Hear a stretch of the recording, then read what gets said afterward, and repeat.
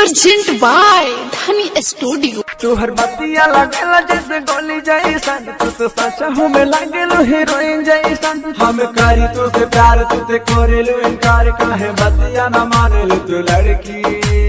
अच्छा हैर पातर की हैर पातर की हैर पातर की हैर पातर की हैर पातर की।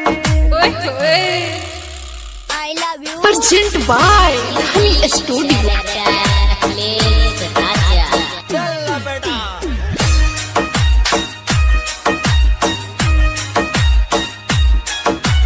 चेहरा लगेला जैसे चांद गोरिया, तुझे दिलवा में बस गइलू जान गोरिया। तोहर चेहरा लगेला जैसे चांद गोरिया, तुझे दिलवा में बस गइलू जान गोरिया।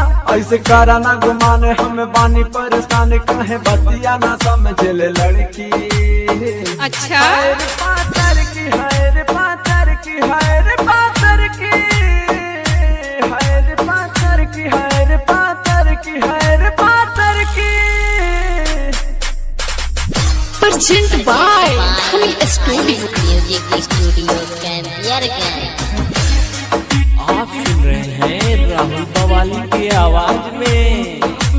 रतिया में आवे नहीं हमरा के, जैसे देखले बानी रानी तोहरा के। निज रतिया में आवे नहीं हमरा के, जैसे देखले बानी रानी तोहरा के।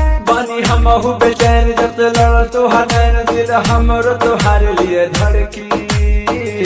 हैर पातर की हैर पातर की हैर पातर की हैर पातर की हैर पातर की हैर पातर की।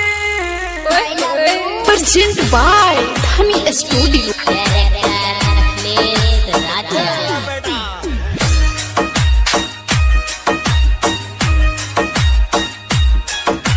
राहुल बावाली दे साथ गोरिया, हम जानता नहीं करल तू प्यार गोरिया। तोहर राहुल बावाली दे साथ गोरिया, हम जानता नहीं करल तू प्यार गोरिया।